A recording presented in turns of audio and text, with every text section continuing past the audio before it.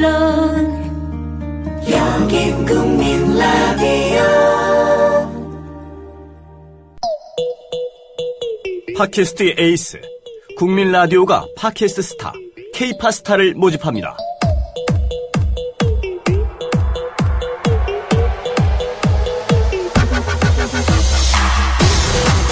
안녕하십니까. K-파스타 진행의 조합원 불독입니다. 자, 저희 K-파스타가 시작한 지도 어느덧 3개월의 과정을 다 마치고요. 오늘은 대단원의 시즌1 마무리를 하는 날인데요. 자, 오늘은 1위 수상자 연결을 해볼 예정이고요. 그리고 또한 그 뒷이야기들을 여러분께 좀 자세하게 소개를 좀 해드리도록 하겠습니다. 자, 본격적인 그 1위 수상자 소개는 잠시 광고 듣고 나서 계속 해드리도록 하겠습니다. 국민 라디오 지지하는 4가지 방법 아시나요? 다운로드하기, 별점 주기, 댓글 달기, 구독하기. 국민 라디오를 보다 많은 이들에게 전할 수 있는 가장 손쉬운 방법. 다운로드하기, 별점 주기, 댓글 달기, 구독하기. 잊지 마세요. 다운로드하기, 별점 주기, 댓글 달기, 구독하기. 미디어 협동조합 국민라디오가 주최하고 팟빵이 후원하는 국내 최초 팟캐스트 오디션 K-파스타. 이제 오늘로써 대단원의 그 일정을 마무리해야 되는 시점이 됐는데요. 지지난주였죠. 우리 10번째 도전팀 대꾸해드립니다의 다운로드 횟수는요 305회 이렇게 다운로드가 되셨습니다. 그래서 오늘 결과를 발표하는 1위를 잠시 후에 발표를 해야 되는데, 그동안에 우리 참여해 주셨던 10분 그 10팀에게 다시 한번 감사의 인사를 좀 드리도록 하겠습니다.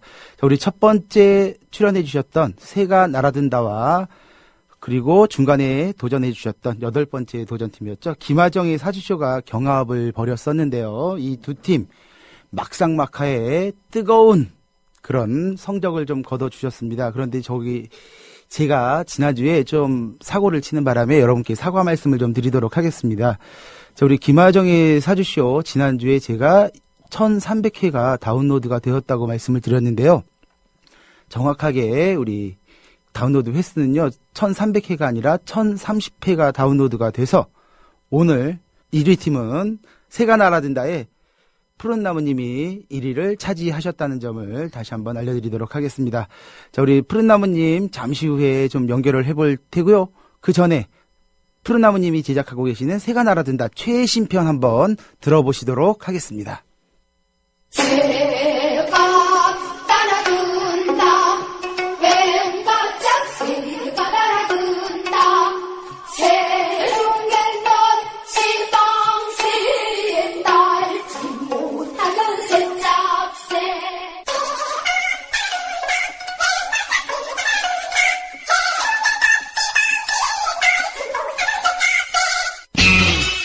네, 5월 18일에 그 봄여름에 시민들을 연행한 것으로 그 가만히 있지 않겠다는 시민들에 대해서 박근혜 정부가 대답한 거라고 저는 생각을 좀 하고. 그렇죠. 네. 앞으로도 침묵 행진을 계속 이어나갈 생각입니다. 녹색당에서 나오셨네요. 네. 녹색당의 이유진 정책위원장님 나오셨습니다. 네. 어서 오십시오. 안녕하세요. 반갑습니다. 예, 반갑습니다. 삼척시의 많은 시민들은 핵발전소 우리 원하지 않는다. 그런데 현 시장이 아주 적극적으로 이 유치를 한 상황이거든요. 새누리당의 김대수 시장인데 전기를 많이 쓰는 내륙까지 당기기 위해서 765 송전탑이 지나가는데 그 지나간 데가 다 시골이나 농촌 지역입니다. 그래서 이런 방식을 바꾸기 위해서는 핵발전을 중심으로 한 정책들을 좀 바꾸는 게 중요하고요. 근데 핵발전으로 먹고 사는 사람들이 너무 많습니다. 네. 그것 때문에 그렇죠. 그러니까 그 고리를 끊어야 됩니다. 단원고 고 신승희 학생이 생전에 쓴 시. 어느 고요한 밤 잔잔한 바다에 서늘한 기운이 느껴졌다. 그 기운이 우리의 가슴에 남아 계속 쿡쿡 찌른다. 그 아픔에 우리의 눈물이 비가 되어 잔잔한 바다와 뒤섞인다. 우리는 잔잔한 바다를 영원히 함께 항해하리. 고 신승희 학생이 생전에 쓴 시를 읽어드렸습니다. 한겨레 하고요. 한겨레 21에 4월 말쯤에서 리얼한 늑보를 써주신 분 바로 오준호 작가님이신데요. 네, 반갑습니다. 오준호입니다. 안산에 살면서 이 사건을 접해보니까 정말 한 달이 건너서 다 연결이 되어 있더라고요. 책임자를 응징하고 벌받을 사람 벌받게 하는 것, 정의를 세우는 것이 이제 힐링의 과정일 거라고 생각이 들어요. 그리고 그 과정을 공동체 전체가 함께 이제 할 수 있도록 만들어 줘야죠.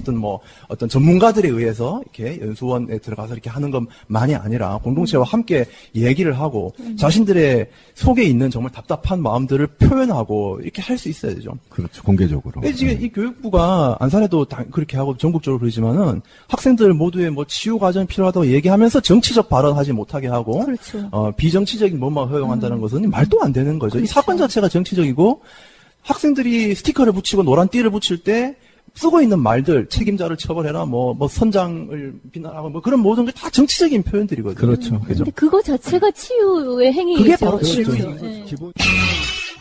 지금 시각이요. 11시 54분 됐고요. 이제서야 신상철 대표님 오셨습니다. 반갑습니다. 어서 오십시오. 반갑습니다. 네. 처음부터 조사를 받아야 될 대상이 이 사건을 수사를 계속 하고 있었다는 것도 이해가 안 되는 부분이지만 해경 내에 그 최선을 다하지 않은 부분들은 사실 검찰에서 일찌감치부터 조사를 해야 되는 거거든요.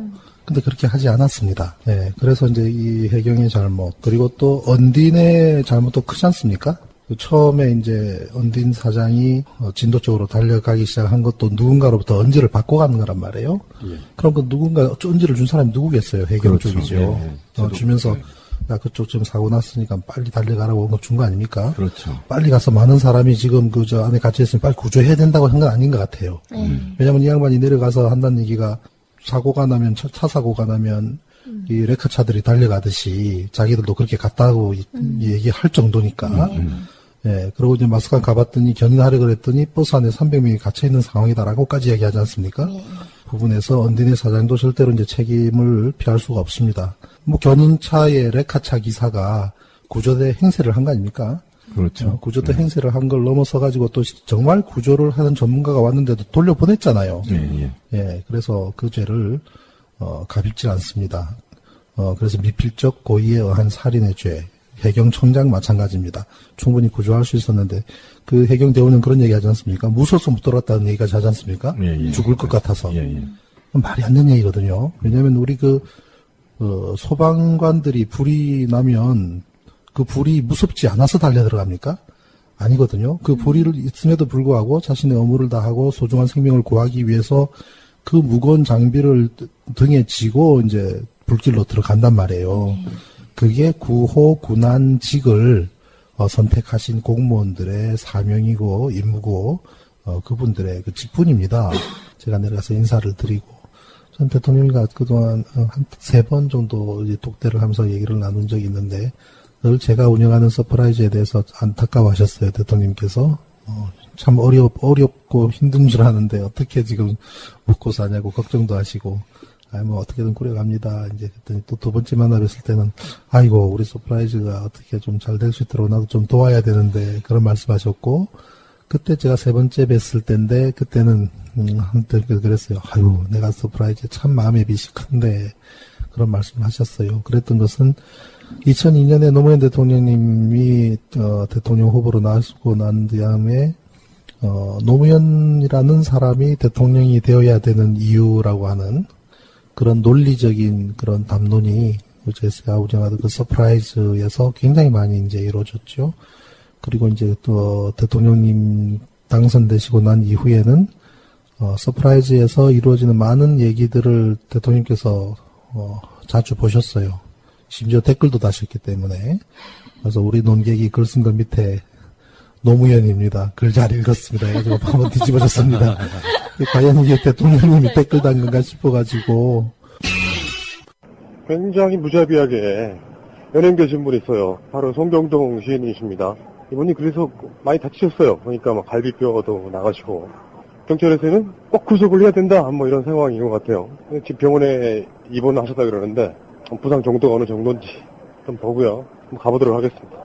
지금 사실 연행 당한 시점부터 굉장히 많이 아팠는데 또 같이 붙잡히신 분들도 많이 다치고 그래서 저만 또 병원 치료받자고 오는 게 좀 미안하기도 그래서 이제 참아봤거든요. 근데 지금 오늘 와서 초음파 엑스레이도 찍어보고 그랬는데 우선 가슴 우측 늑골 2번이라고 그러는데 거기가 골절이 됐답니다. 그리고 이제 목이 좀 염자라고 해서 좀 다쳐서 그게 2주, 그리고 가슴뼈는 좀 한 3주 이상 치료를 받아야 된다고. 세월호에서 1차 책임은 청해진이나 선장이나 비정규직들이시긴 하지만 그런 선원들의 도의적 책임들이 있었던 거죠. 그리고 그런 세월호가 참사하게끔 한 한국성급이나 해운조합이나 이런 총체적 비리, 이 구조가 세월호를 침몰시킨 거잖아요. 그 모든 것에 책임을 묻고 있고, 세월호 선장이나 선원들 같은 경우는 부작위에 의한 살인죄로 지금 기소까지 얻는 상태라고요. 근데 그들이 참사의 첫 번째 책임이 있다고 한다면 그 다음에 그 참사의 두 번째 단계는 그래도 구조 신고가 일찍 갔잖아요. 배가 아직 바다 위에 떠 있었고 그 당시에 해경과 헬기가 떴고, 그러면 구조 신고가 정부에 접수된 이후부터는 구조에 대한 책임은 모든 민간군에 대한 지휘권을 가지고 그런 역할을 해야 되는 대통령에게 있는 거잖아요. 근데 자기는 아무런 책임도 안 지고 주변 사람들에게 자격이 없는 거죠. 권남미 후보님, 안녕하세요. 안녕하세요. 포스터에 그냥 만삭인 사진하고요. 네. 그리고 출산이 외국입니까? 라고 이렇게 적어놓으셨더라고요. 제가 이만큼 나가서 출마하는데, 하고 싶으면 해야 되지 않을까. 어린이집에서라든가 아니면 다른 교육 문제라든가 아니면 제도적인 거 이런 거에 대해서, 관심이 필요하게 되고 또 관심 가지게 되더라고요. 노동당 이번에 성북구에서 서울시의원으로 출마한 박기홍이라고 합니다. 선거 포스터를 보니까 가만히 있으라 들고 계시더라고요. 네, 맞아요. 가만히 있으라를 맨 처음에 시작했을 때부터 좀 같이 했었거든요. 그래서 그때 얘기했던 게 제가 너무 슬프고 너무 말도 안 되는 일이 벌어졌는데 정부와 사회에서 가만히 있으라고 하지 않느냐. 이 단어를 기억해야 한다 우리가 라는 얘기로 가만히 있으라는 문구를 만들어서 처음에 친목 행세를 진행했던 거고, 이 선거 또한 제 입장에서는 가만히 있으라라는 사회와 정부의 명령에 저항하겠다, 이 단어를 나는 기억하고 가만히 있지 않겠다, 그런 청년으로 나왔다라는 거를 좀 강하게 어필하기 위해서 딱 그 이미지를 사용한 거죠. 그것 또한 친목 행세를 하면 중간에 울렁이 찍힌 사진이거든요.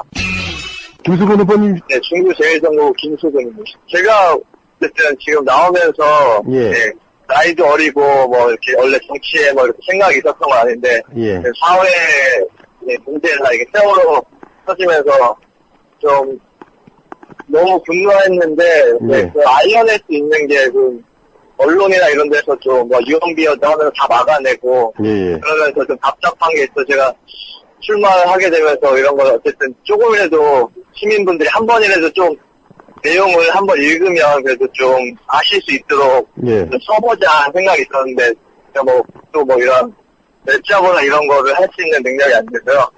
그러면 제 좀 진심이 담겨서 한 번이라도 읽으시면 이게 진짜 좀 진실이겠구나 좀 생각하실 수 있게 그래서 손으로 좀 쓰게 됐습니다. 노동당에서 김종철님 나오셨습니다. 예, 안녕하세요. 김종철입니다. 반갑습니다. 민노당 대변인. 참 빠른 일찍 데뷔를 하신 거예요. 2006년도에 민노당 서울시장 후보. 네, 참 스펙이 화려합니다. 2009년에서 2010년 동안 진보신당 대변인. 그리고 2012년도에 노동당 부대표. 스펙만으로 봤을 때 너무 화려하죠, 진짜. 당이 점점 작아지고 있어요. 스펙에 비해서 정말 개고생하는 정치인 중에 한 명인 거죠. 2008년에 민노당이 갈라져가지고요. 민노당 진보신당이 됐고요. 그런 와중에 2010년인가요? 국민참여당이 만들어졌어요. 그래서 민노당, 진보신당, 국민참여당 이렇게 있었는데 민노당과 진보신당이 통합해야 된다. 옛날 민노당처럼. 그렇게 해서 그게 저희 당 같은 경우 진보신당에서는 노회찬, 심상정 이런 분들이 그 얘기를 한 거고요. 근데 잘 안 됐어요. 그게 투표를 붙였는데 안 돼서 노회찬, 심상정 그분들이 탈당을 하셔가지고 이정희 대표 있는 그 민노당으로 가시고 유시민 대표가 있었던 국민참여당도 합당을 해서 그게 이제 통합진보당이 된 거죠. 굉장히 큰 정당이 된 거고 저희는 진보신당 그대로 있었던 건데 결과적으로는 통합진보당이 다시 분열이 돼가지고 이제는 진보당, 그러니까 통합진보당, 정의당으로 나눠졌고 저희 진보신당은 노동당이 된 거죠. 그러니까 결론적으로는 통합진보당, 정의당, 노동당이 있고요. 그 다음에 녹색당이 새로 만들어져서 진보 사당 체제라고 정당이다 보니까 너희들이 열심히 하는 건 동네에서 하는 건 좋은데 너네는 지도자가 누구야? 이런 질문을 받는 거예요. 만약에 선거에 나오면 누구 당이야? 이렇게 뭔가 지명도가 있는 사람이. 네. 근데 김종철이야 이제 이렇게 얘기하기면은 좀 정종철 뭐 이러면서 옥동자 뭐 이렇게 나오는 김종필 뭐 이렇게 되면은 충청도요? 뭐 이러면서 되는데 모르시는 거죠. 옛날에는 이제 노회찬, 심상정 그런 거 됐었는데 설명이 안 돼요. 그래서 뭐 이정희 이거는 거기는 아니고요. 여기는 옛날에 노회찬, 심상정 노회찬 거기 정의당 같던데 그래가지고 옛날에 같이 했다고 이렇게 좀 복잡해요. 그러니까 설명하기가. 정당으로서 성공을 하고 그 사람들이 그 지지를 해주거나 자기 어쨌든 표를 보내준다는 건 굉장히 중요한 정책인데 그렇죠. 동네에서 열심히 한다는 것만 갖고는 또 안 되는 측면이 있는 거죠. 반대로 얘들이 지방선거부터 대통령까지 하나의 어떤 큰 흐름을 형성할 수 있는 애들이냐 이런 게 굉장히 중요하더라고요. 브랜드가 좀 아무래도 중요하지. 인지도가 떨어지다 보니 이제 그런 고생들 하셨고요. 다음에 그 정종철이라니 옥동자 본인이 말씀을 하셔가지고 이러면 다 완벽하게 기억돼 이제. 저는 이 이름 처음 듣고요. 이게 뭐야? 처음에 김스캇 그러면 누가 한번 물어본 적 있다니까요. 뭐 스캇? 어서 오십시오. 김스캇님. 네, 안녕하세요. 보통은 대학 가서 뭐가 잘못돼서 이제 운동권이 되는 경우가 대부분인데, 저 같은 경우는 일단 고등학교 때 농구부한테 성적으로 져서 대학은 못 갔고, IMF 때 바로 이제 군대 갔다 나와서, 이런 일 저런 일 전전하다가 나중에 이제 할 수 있는 일이 없어 직장이 아래로 추락하다가 이제 운동권이 된 사례고요. 청년좌파라는 단체랑 그 박정근 후원회라는 국가보안법 위반자들을 후원하는 단체를 운영하고 있습니다. 정작 그날 저는 유치장에 있었고요. 연행돼서 네. 우리는 신전을 모독하고 역사에 침을 뱉기 위해 여기에 섰다. 난 이 선언만 들어도 가슴이 저릿저릿한 느낌이에요. 저는 사실은 어쨌든 이윤보다 생명이라는 말, 문제의식이 많이 퍼지긴 했는데, 사람들이 정말로 거기에 공감하고 있다, 이렇게 생각하지는 않아요. 그쵸.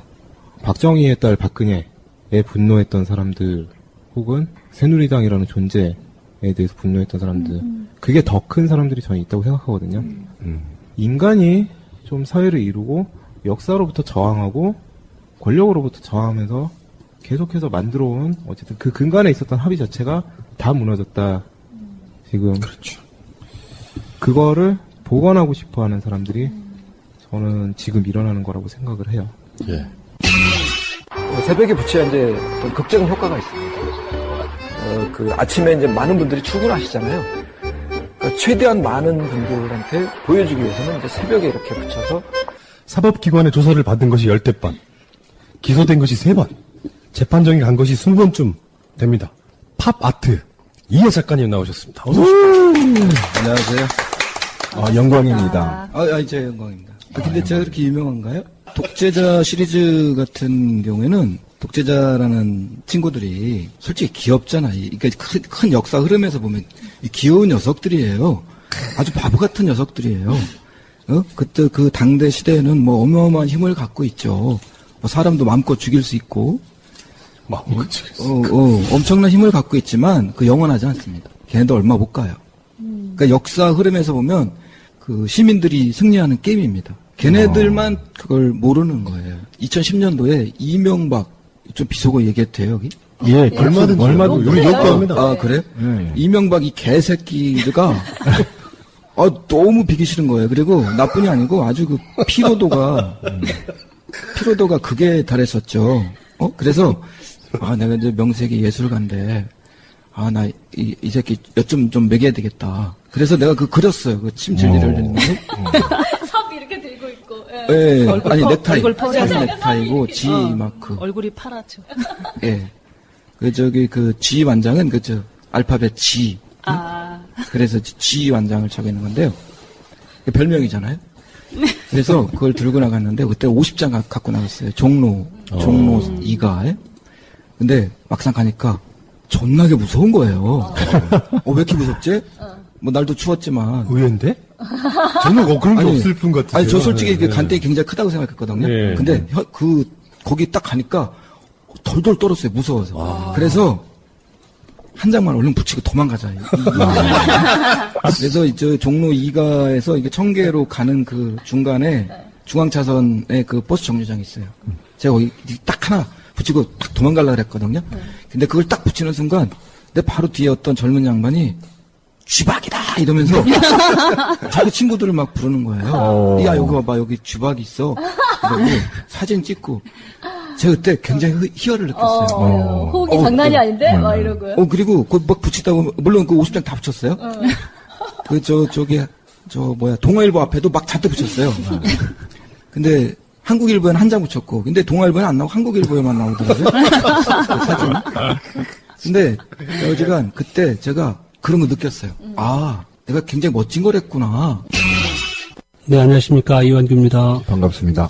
오늘서부터 시작된 사전투표 관련해가지고, 사전투표용지에 지금 QR코드가 인쇄되어 있는 문제, 그 문제가 지금 좀 심각한, 나중에라도 이게 좀 문제가 될 것 같고요. 예, 그 다음에 또 한 가지가 표지 분류기라는 걸 쓰는데, 거기에 이제 그 투표지 분류기 종료 시각이 있었어요.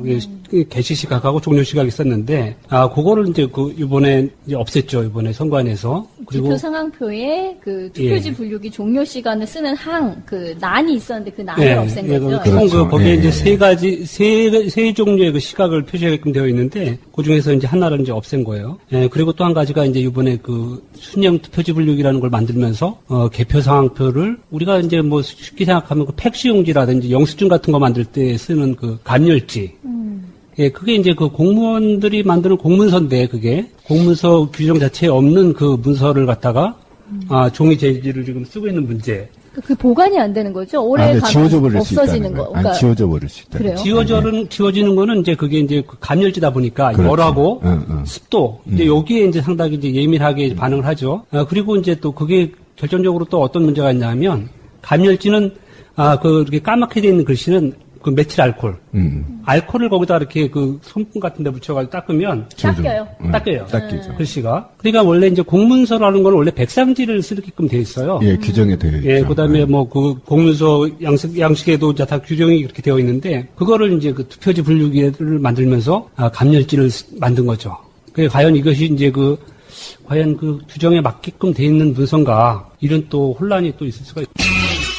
이계덕 기자님. 예, 이계덕 기자입니다. 신문고 이계덕 기자. 예, 안녕하십니까. 예, 프레스바이플의 이계덕 기자님이시죠? 예, 맞습니다. 제가 이분을 모시려고요. 공을 들여서 2달 전에 예약을 해서 오늘 뵙게 됐습니다. 드디어. 일명 이제 트위터에서는요, 일베 사냥꾼이라고 부르는 분이에요. 이계덕 기자님 나오셨습니다. 예, 안녕하십니까. 이계덕 기자입니다. 일베 사냥꾼이 된 게 아니라 사실 일베한테 피해를 당했고요. 예. 그러니까 일간 베스트 저장소에 대해서 제가 처음 알게 된 거는 예전에 그 일베 뭐 학력 인증 사건이라고 있었어요. 뭐 자기가 맞아. 그렇죠. 이슈화가 돼가지고 원래 제가 그때는 신문고에 있기 전에 프레스바이플이라는 매체가 있었거든요. 인터넷 신문 프레스바이플에 있었는데 그게 SNS를 기반으로 한 매체이기 때문에 SNS, 트위터, 커뮤니티, 오늘의 유머, 루리앱 제가 그 커뮤니티 대부분을 하고 있거든요. 오유, 뽐뿌, 루리앱 다 하고 있는데 그러다가 일베도 그냥 똑같은 커뮤니티인 줄 알고 처음에 들어갔었는데 들어가니까 뭐 방송에서 이런 말 해도 되는지 모르겠지만 들어가보니까 뭐 성기를 인증한 사진이 막 올라와 있고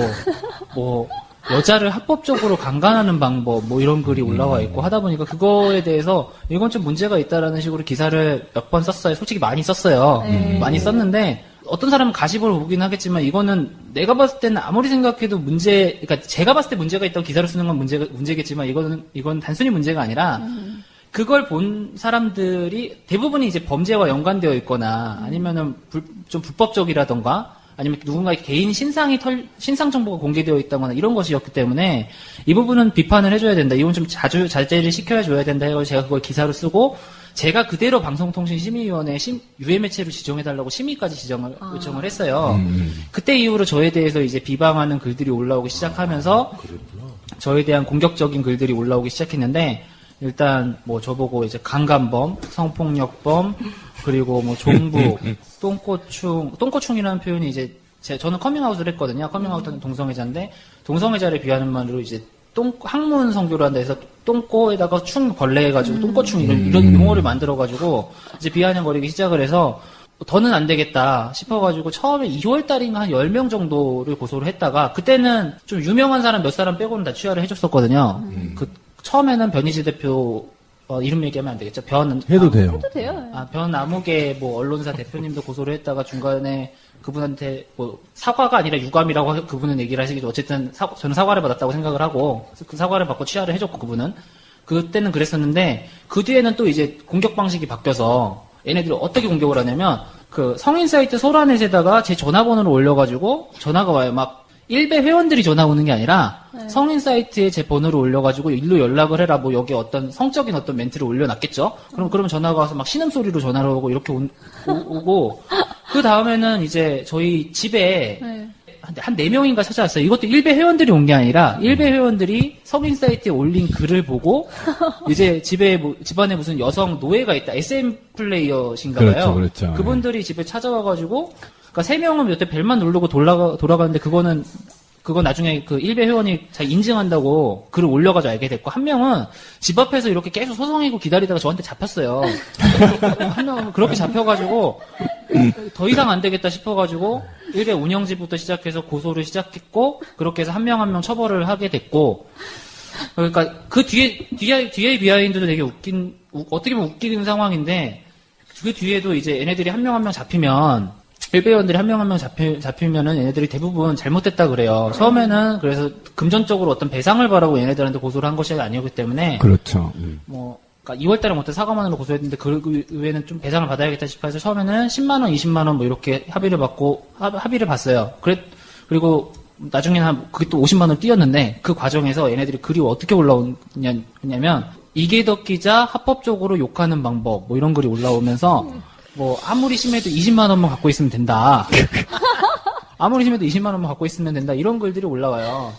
그리고 그 이후에도 이제 경찰 조사 과정에서 지금 제가 2013년 7월 10일부터 14일까지 그때 올라온 게 수만 건이었거든요. 그때 제 실명으로만 검색되는 게. 그때 제가 직접 고발한 150명은 중에 이제 신원이 특정이 된 사람, 그러니까 성명불상이나 이렇게 빠져나간 사람 말고 신원 특정된 사람들은 100% 처벌했어요. 100% 처벌이 되거나 합의가 됐어요. 이런 경우가 사실 흔치가 않은데 중간에 경찰에서 무혐의 송치를 한 친구들이 있었어요. 무혐의 송치 사유가 뭐였냐면 분명히 제 이름 이계덕 기자라고 명시가 되어 있으면 저잖아요.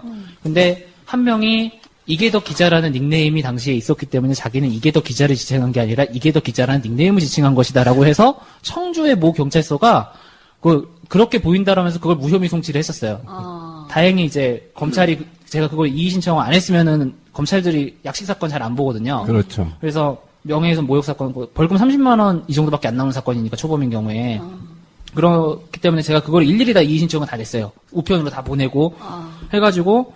다시 재지휘하다가 그거는 다시 벌금이 나왔고요. 그 사람은 벌금이 나왔고. 정치, 시사, 문화, 군대, SNS, 선거 다 평론가십니다. 김성수님 나오셨습니다. 안녕하세요. 김성수입니다. 너무 반갑습니다. 이렇게 훌륭하신 분을 우리가 우리 언더그라운드에서 불러도 되는 거예요? 배부르신 분들을 헝그리하게 한번 불러봤다. 우리 뭐 배 안 부르거든요. 그게 남들은 내가 뱃살이 엄청 나와 있는 줄 알 거 아니에요. 이런 식으로 디스를 해도 됩니까? 오자마자. 메인스트림하고 우리 그러니까 언더그라운드 바로 그렇죠. 달라요. 야당은 졌고 국민은 승리했다. 이렇게 평가했습니다. 급이 달라, 급이. 저는 박원순이 승리했다고 봅니다. 그거는 이번 선거를 통해서 확실하게 드러난 것은 미래를 꿈꾸게 할 수 있는 사람은 이겼어요. 근데 미래를 꿈꾸게 할 능력이 없거나 혹은 그 미래에 맞지 않는 사람들이거나 이런 사람들은 졌어요.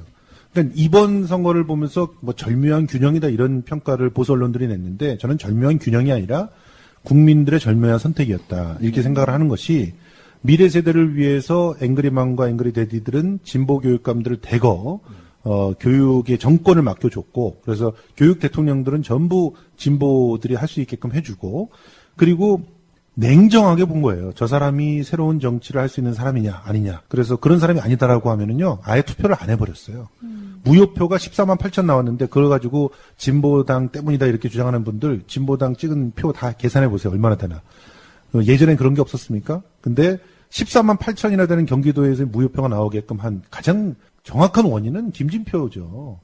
김상곤 전 교육감이 나왔으면 이렇게 무효표가 많았을까요? 저는 그렇게 생각하지 않거든요. 막판에 조희연 후보 보십시오. 일주일 만에 자기 지지도를 갖다가 무려 3배를 이끌어내면서 승리를 하는 거 보십시오. 선거에서의 감동이나 기적이라고 하는 것을 믿지 못하는 사람들, 그야말로 여야의 그 강렬한 대립 속에서 자기 기득권을 챙기려고 하는 사람들을 국민들이 오히려 이번에 퇴출시키려고 했던 건 아닌가 그렇게 생각을 합니다. 18대 대선 개표 부정을 고발한다의 저자님 정병진 목사님 연결돼 있습니다. 이번에 그 투표 참관인 신청하셨다고요? 개표? 투표지 교부수보다 투표지가 더 나오는 현상에 대한 원인 규명을 하고 있다라고 하는 거예요. 더 나오는 건 진짜 문제잖아. 누가 넣은 거잖아요, 그건. 유령표 현상에 대한 뭐 이걸 찾고 있다라고 하는 이야기인데 그게 그것이 됐든 아니면 뭐가 됐든지 간에 지금 개표 절차라고 하는 것은 아예 딱 정해져 있거든요. 예, 법에 아예 정해져 있어요. 그런데 그 절차에 없는 것을 하고 있는 거죠, 지금. 그래서 제가 이거는 절차에 없는 거다. 이의제기를 했습니다. 내가 이의제기를 한다. 이거는 중단해달라. 그러니까 이제 그때서야 중단을 했거든요. 그렇게 위원장, 사무국장이 저를 그렇게 단상에 못 올라오게 막고, 개표 참관 행위를 방해했을 뿐만 아니라 관리계장이나 홍보계장 같은 경우도, 관리계장 같은 경우도 이의제기를 해가지고 내가 한 사안에 대해서 해명을 요구했는데도 대답을 안 해주고, 예. 저한테 막 화를 내고, 그 다음에 이제 그 지도 홍보계장은 내가 사진을 찍었더니, 응? 왜 이렇게 사진을 찍냐면서 또 짜증을 내고, 그리고 그 선관위 직원 2사람의 경우에는 아예 저를 계속 쫄려 따라다니면서 동영상 제가 뭘 하고 있는지 읽을 수 있도록 계속 보고 다니는. 황당한 일이 있었습니다. 뭐야 도대체. 그래서 제가 이의제기를 했어요. 왜 나를 이렇게 찍느냐. 그랬더니 이의제기에 대해서 체증을 하기 위한 거랍니다. 이의제기된 체증은 뭐야 또. 지난 선거 바로 직전에 우리 프로그램에서 박원순 캠프를 초대한다고 그랬었잖아요. 그분이 이제 나오셨습니다. 강희영님 나오셨습니다.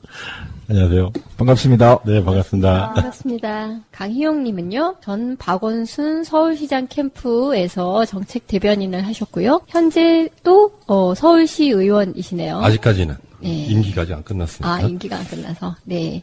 오세훈이 에라 못해 먹겠다 하며 시장직을 던지게 만든 장본인이십니다. 왜냐하면 무상급식 이슈 때문에 오세훈이 이렇게 낙마하게 된 계기를 제공한 분이시고, 그리고 맥커리를 9호선에서 쫓아낸 장본인이십니다. 대단한 일 하셨네요.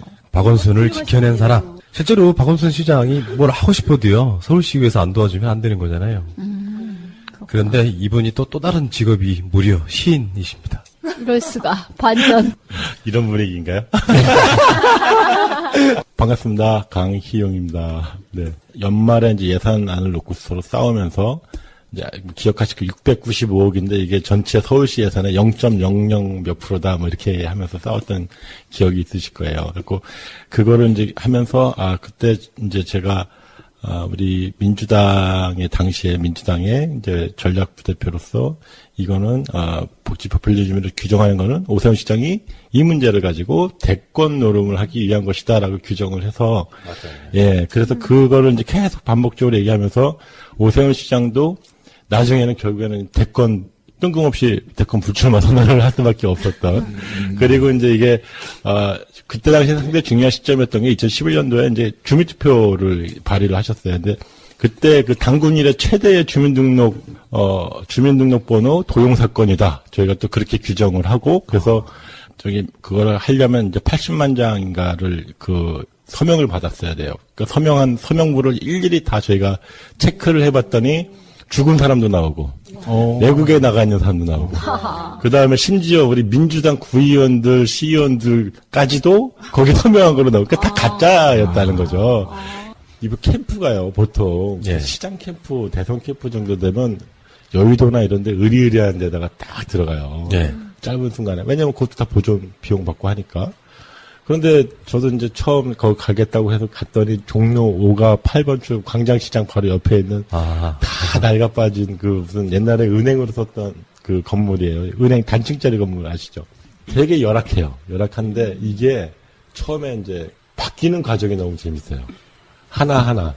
그러니까 진짜 이 골조 안에 있고 곧 허물 건물인데 거기에다가 그 자원봉사자들이 직접 오셔가지고 설계하고 뭐 하나 놓고 조그만 게 또 비닐로 칸막이 하고 다 오픈되어 있고 야 저게 우리 상식으로 저게 말이 되나 싶은데 나중에 보니까 가장 선거에 효율적인 공간 이용을 하고 있는 거예요. 야 이게 시민들의 힘이구나. 다들 깜짝 놀랐어요. 이번에 이제 박원순 시장이 당선이 안 됐으면 저는 서울시는 한 30년은 더 후퇴했을 거라고 봅니다. 그래서 이 부분에 대해서 그동안 수립해오고 준비해오신 것들을 하나하나 풀어내시는 것들을 이렇게 즐겨찾기를 해놓으시고 보시는 것도 꽤 재밌을 거다. 그 다음에 제가 저분을 좋아하게 된 이유를 설명드렸잖아요. 발원지야, 발원지. 지금 박원순 시장님이 된 발원지. 근데 저분은 지금도 개털이 됐다. 박원순 시장님을 들어야 돼. 그러니까 근데 요즘 그 인기 있는 드라마가 정도전이라고 있잖아요. 그걸 보면 이 정치란 무엇인가가 이렇게 탁 나오는 거거든요. 그러니까 그 사람도 개털 시절이 있었어요. 그 개털 시절에 막 절치부심하고 뭐 이렇게 해가지고 대업을 이렇게 딱 플랜을 짜고 그 개털 시절이 있었으니까 그거를 설계를 한 거예요. 그러니까 지금 이제 자, 지금까지 여러분께서는 새가 날아든다 최신 편을 한번 들어보셨습니다. 자, 여기서 1위를 차지하신 우리 푸른나무님 직접 한번 통화를 해보도록 하겠습니다. 나와 계신가요, 푸른나무님? 예, 안녕하세요. 어우, 축하드립니다. 저희 K-파스타 시즌1에 1위에 등극하셨습니다. 축하드립니다. 김영민 PD께서. 예. 어떤 상황인지를 전혀 모르고 지금 전화를 주셔가지고. 예. 저희가 1위 한 거예요? 예, 1위 하셨습니다. 고맙습니다. 자, 지난 4월 8일이었죠. 첫 번째 이제 도전자로 나오셔서. 1위를 차지하셨는데요. 그 소감 좀 말씀해 주시겠습니까? 미리 말씀을 좀 하게끔 좀 해주시면 더 좋았을 텐데. 평소에 실력이 계시니까요. 예. 지금 제가 화장실에 와 있는데요. 화장실에 계시는 거예요? 죄송해요. 너무 급해가지고. 예. 네, 이제 말씀드릴게요. 어차피 편집 되겠구만, 녹음이니까. 예. 사실은요, 저는 그 부분에 기대를 안 했어요. 예. 일을 해야겠다 이런 생각 같은 건 없었고요. 네네. 국민 라디오에 한번 나가보는 게 소원이었었거든요. 예. 근데 우연찮게 기회가 와서 나가게 된 상황이었기 때문에. 예. 기대는 별로 안 했지만, 누구나 다 1위 하면 기분 좋은 거 아닙니까? 정말 기분 좋네요. 예, 다시 한번 축하드리도록 하겠습니다. 근데 혹시 좀 전에 우리 너무 오래돼서 3개월이 조금 지났기 때문에 혹시 그 수상을 하시면 어떤 혜택이 돌아가는지 기억하시나요? 그때도 제가 말씀드린 것 같은데 1위 할 욕심이 없다. 예. 뭐 그런 말씀을 드렸던 것 같고 상금 같은 거 주시겠죠 뭐. 상금 얼마인지 기억나시나요? 제가 다시 한번 설명을 좀 드릴게요. 1위에는 우리 미디어협동조합과 팟빵이 함께 100만 원의 상금을 드리고요. 예. 아울러 차기 프로그램 편성에 특전을 좀 드리려고 합니다. 별로 안 좋아하시는데요? 상금 안 받으실 거예요? 그게 좋아하고 안 좋아하고의 문제가 아니고. 예. 당황스럽네요. 뭐냐면 이게. 예. 우리 같은 사람들이 그냥 이제 프로그램 만들잖아요. 네. 그러면 이 상태에서는 어떤 욕심 갖고 만드는 게 아니라. 예. 우리도 답답하니까 팟캐스트 듣게 된 건데. 네. 이제 뭐 팟빵의 랭킹 같은 게 문제가 아니고. 네. 주목을 받게 되는 상황이잖아요. 예. 그러면 좀 부담스러운 게 있죠, 사실은. 네. 혹시 저희 K파스타에 출연하시기 전과 출연하고 난 후에 달라진 점이 좀 있을까요? 많이 달라졌죠. 그러니까 제가 저희들 에피소드에도 네. 그런 이야기를 쓴 게 있는데, 예. 저희 프로그램이 큰 게, 예. 이제, 저희들이 실력이 아니고요. 네. 국민 라디오의 도움과, 네네. 그리고 확 뛰어 올랐던 두 가지 요인이 국민 라디오하고 신상철님이었어요. 아, 국민 라디오와 신상철 선생님이요? 예. 네, 그분이 안 도와주셨다 그러면 아마 저희들은 지금도 한 100위권 밖에서 헤매고 있지 않을까 이런 생각을 해봐요. 예, 제가 보기로 기억하기로는 그 팟빵에서 1위를 차지하신 적도 있었죠? 아니, 1위는 해본 적이 없고요. 2위까지 올라가셨었나요? 예, 잘못 알고 계시네요. 아, 어쨌든 그러면 2위라서 제가 좀 기분도 좋았으면서 조금 저희 출연하면 이렇게 좀 효과가 있긴 하구나 이렇게 생각이 들었었는데 막상 피부로 다 와닿는 그런 변화 어떤 게 또 있었을까요?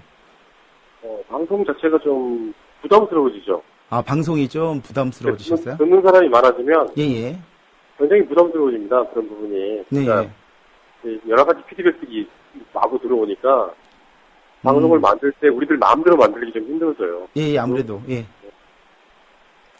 혹시 지난번 좀 전에 말씀하실 때 난 후에 두 가지 요인이 국민 라디오와 신상철 대표님 덕분이라고 말씀하셨잖아요.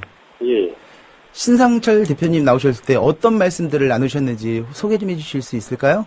그 당시가 이제 그럴 수밖에 없었던 게 저희가 세월호 사건 나기 바로 직전에 국민 라디오 나갔었고요. 예. 그 다음 주에 세월호 사건이 났어요.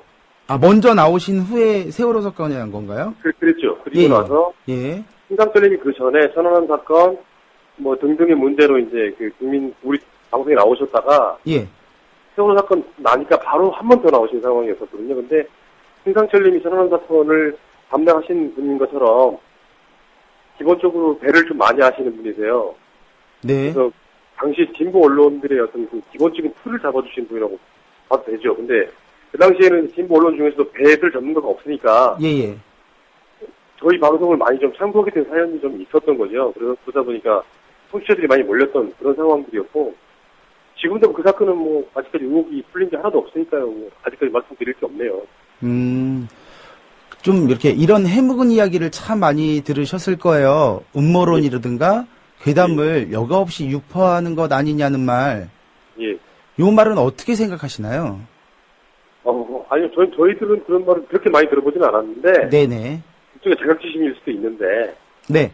예를 들면, 이런 표현이 적당할지 모르겠는데요. 저희들 원래 저희들 타이틀이. 트위터 매거진이지 않습니까? 네네네. 그러다 보니까, 이러이러한 확정된 사실이 있다라고 말씀드리는 게 아니에요. 이러이러한 이야기들이 유통된다고 이야기를 하는 거죠. 그거는 음모론이라고 이야기하기엔 좀 약간 법대가 있지 않을까 이런 생각을 해보거든요. 아니 그게 언론이라고 생각해요. 그러니까 일단 화두를 던져놓고 이게 맞는 이야기냐 틀리는 이야기냐 이것들을 여러분들이 한번 검증해 보자 이렇게 나간다는 어떤 그런 기조라고 말씀드릴 수 있죠. 그럼 선생님 세간하라든가 앞으로 조금 더 어떻게 좀 꾸려나가실 생각인지 계획은 있으신가요? 계획이 늘 있죠. 어떤 식으로 이제 좀 꿈을 펼치실 예정이신지? 꿈까지는 아니고요. 이제 여러 가지 좋은 방송들이 많죠. 국민 라디오부터 시작해서. 근데 그분들이 못하는 것들을 우리가 하려고 하는 거고요. 근데 거기에는 이제 아까 말씀하신 소위 음모론 같은 것도 있을 수 있고요. 그거를 집중적으로 파서 무슨 음모론을 어떤 진짜로 음모론으로 만드는 그런 것이 아니고 그런 목소리들이 있다라고. 그건 제가 보는 견해에서는 국민 라디오에서 못하는 거예요. 그거는 시간도 적히고 인력도 적히고 위치라는 게 있기 때문에 그런 거지만 저희들 입장에서는 그런 부분들에 대해서 이런 목소리들이 있다라고 전달해 주는 것, 그 역할이 저는 더 충실하려고 합니다. 어떤 면에서. 전달자의 역할로 만족하신다는 말씀이시죠? 자, 그러면 제가 좀 이렇게 방송을 보니까요. 예전보다 방송 시간이 조금 많이 줄어드셨거든요. 편집을 해야 한다는 판단이 되신 건지요? 그 에피소드 시간 말씀하시는 거구나. 네네네. 방송 시간이 좀 많이 줄어드셨더라고요. 아니요, 방송 시간은 엄청 늘었는데 에피소드를 작게 쪼갰죠. 예. 그 부분은 이런 게 있어요. 저희들 예초에 편집을 안 하고 올렸던 부분이 이제 트위터의 속보성에 부합하자는 차원이었거든요. 그러니까 방송이 만약에 저녁 6시에 녹음을 시작해서 7시 일부가 끝났어요. 네네. 그러면 8시 정도에는 올려드려야 이게 속보성의 의미가 있다고 생각을 해서 저희 편집 안 하고 올리는데 어떤 게스트가 오시면은 한 2시간짜리가 나와버립니다. 네네. 그래서 이거를 한 2, 3일 묵혀가지고 편집해서 내보내면 네. 그 자체가 뭐랄까 좀 묵어버린 이슈가 돼버리는 거예요. 아. 그러니까 나오는 대로 그냥 바로 올려드리다 보니까 길게 나왔던 거고. 아, 예. 최근에는 이런 생각들을 해요. 여러 가지 피드백들 중에 방송이 너무 길어서 부담스럽다. 그러면 이제 처음에 저희들 방송이 올라가는 날이 네네. 굉장히 좀 막강해요. 김어준 탑5도 올라오고, 예. EJ도 올라오고, 예. 국민 라디오에서는 막 미디어 토크라든지 정치 토크 같은 게 다 금요일 저녁 토요일 아침에 올라오거든요. 예. 근데 너무 길고 무명이다 보면 사람들이 안 들어요. 야, 예. 그래서 좀 줄이신 건가요? 네, 좀 편하게 좀 듣게 해드려야겠다 싶어서 편집 시간을 옛날에는 1시간 만에 올렸는데, 네. 방송 녹음하고 1시간 만에 올렸는데 지금은 한 3시간 만에 올리는 정도의 차이인 거죠. 아, 그래서 이거 좀 듣는 청취자를 배려하는 차원에서 프로그램을 조금 이렇게 올리는 그 용량을 줄여주시고 횟수를 늘리셨다는 말씀이시죠? 그렇기도 하지만 저희들 방송하는 우리 멤버들이 전부 다 예. 방송 욕심들이 많아가지고요. 예. 한번 마이크를 넣고 뭔가 이렇게 자리를 만들어 놓으면 네. 보통 저희들이 저녁 6시부터 녹음하거든요. 예. 근데 새벽 3시까지도 녹음을 해요. 근데 안 지치니까 예. 어떤 이슈든 어떤 게스트를 모시고 계속 이야기를 하는 거예요. 아, 예. 선생님, 푸른나무님, 혹시 지금 이제 선생님, 우리 푸른나무에 새가 날아든다는 1위를 하셨잖아요. 그런데 지금 이제 선생님처럼 이제 막 준비하시는 팟캐스트를 준비하시는 분들이 계실 거란 말이죠. 예. 이분들에게 이런 식으로 팟캐스트를 준비하면 조금 도움이 될 것 같다 하는 조언의 말씀 좀 부탁드릴까요? 저는 그런 자격은 안 되는 것 같고요. 왜냐하면 제가 운이 좋았어요. 그러니까 나름대로 기획은 제가 했지만 멤버들을 모집할 때 지금 최근에도 새로 영입된 멤버가 있는데 멤버들을 막 지금 K-pop 스타 10팀을 우리가 이렇게 보는 것처럼요. 저도 이제 멤버들을 고를 거 아닙니까? 그 오디션을 한 게 아니라 뭔가 사람들을 만나서 방송을 해볼 때마다 느끼는 건데 이분들이 기본적으로 하겠다라고 덤비신 분들이에요. 그러니까 한번 해보실래요? 그러면 못하겠다고 하신 분들이 꽤 있을 거 아니에요. 그리고 하겠다고 하신 분들의 거의 대부분은 기본적인 실력이랄까 의지랄까 능력이 되더라. 그런 면에서 저는 일단 운이 좋았다는 부분이 분명히 말씀드리고 싶고요. 아마 김영민 PD, 국장님도 옆에 계시겠지만 그 일만 하면 돼요.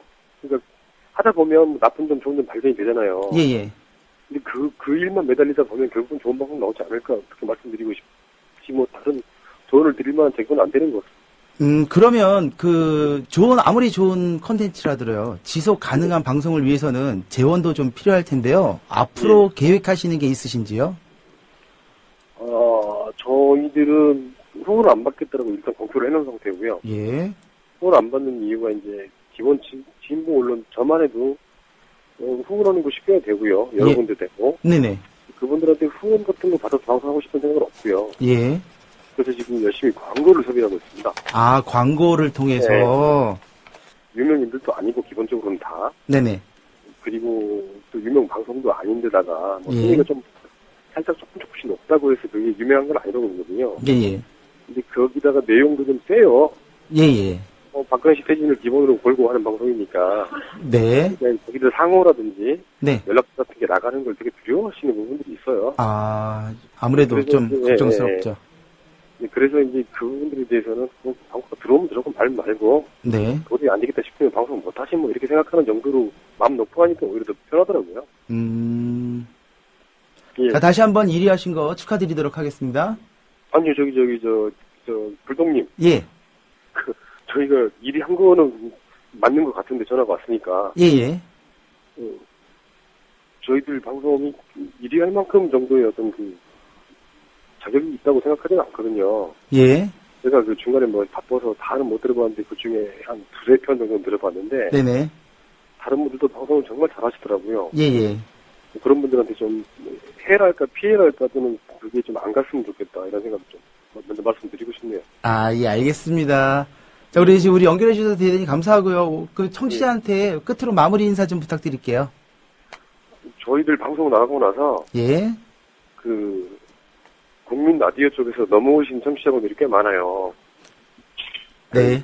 마치 국민 라디오의 그 일종의 가족이라고 먼저 생각을 하셨던 거죠, 그분들이. 예. 네네. 그분들이 저희 방송에 굉장히 많은 도움을 주셨거든요. 예. 그분들한테 정말로 감사하다는 말씀 드릴게요. 예. 예, 알겠습니다. 우리 전화 연결해 주셔서 대단히 감사하고요. 예. 새가 날아든다. 앞으로도 관심 두고 지켜보겠습니다. 예, 고맙습니다. 예, 감사합니다. 예. K파스타 3개월 동안의 과정, 오늘이 이제 그 시즌1 대단원의 마무리를 져야 할 시점인데요. 지금까지 함께했던 10개 팀 모두 대단히 감사의 말씀을 드리도록 하겠습니다. 자, 오디션 K파스타 시즌1은 오늘로 여기서 마무리가 되지만요. 저희는 다음 시간부터는 조금 더 새로운 프로그램, 포맷을 가지고 우리 조합원 여러분과 함께 하려고 합니다. 다음 주부터는 한 주간의 미디어 협동조합 전국 조합원 소식으로 꾸미는 기획을 마련할 텐데요. 미디어 협동조합원의 이야기와 꿈을 나누는 시간, 다음 주를 좀 기대해 주시기 바라겠습니다. 혹시 출연을 원하시거나 그 지역 소식을 전해주실 소식이 있는 분들은 자, 잘 적어주시기 바랍니다. 국민라디오 @gmail.com으로 보내주시면 될 것 같고요. 그 메일로 보내주신 사연들은 정리를 해서 저희가 한 주 방송하는데 참고 자료를 좀 사용하도록 하겠습니다. 중요한 소식, 그러니까 지역 모임이 있다거나 또는 조합원 모임 또는 그 전체 조합원들에게 전달할 사항들은 이 메일을 통해서 보내주시면 전해주는 그런 조합원과 함께 꾸며가는 시간을 좀 마련할 텐데요. 자, 전국 어디에 계시든 무슨 내용이든지 다 좋습니다. 여러분들의 많은 여러와 같은 참여가 일어서 저희 협동조합이 조금 더 풍성해질 수 있는 그런 프로그램이 됐으면 좋겠습니다. 자, 저희는 지난 3개월 동안 다양한 분들과 함께 했었고요. 그 다양한 분들 그 도전 정신에 박수를 좀 보내드리도록 하겠습니다. 자, 다시 한번 K파스타 시즌1 대상은 트위터 매거진 새가 날아든다에게 돌아갔다는 소식 전해드리고요. 지금까지 애청해주신 우리 청취자 여러분 대단히 감사합니다. 다음 주서부터는 새로운 포맷으로 찾아뵙도록 하겠습니다. 여기까지입니다. 고맙습니다. 국민라디오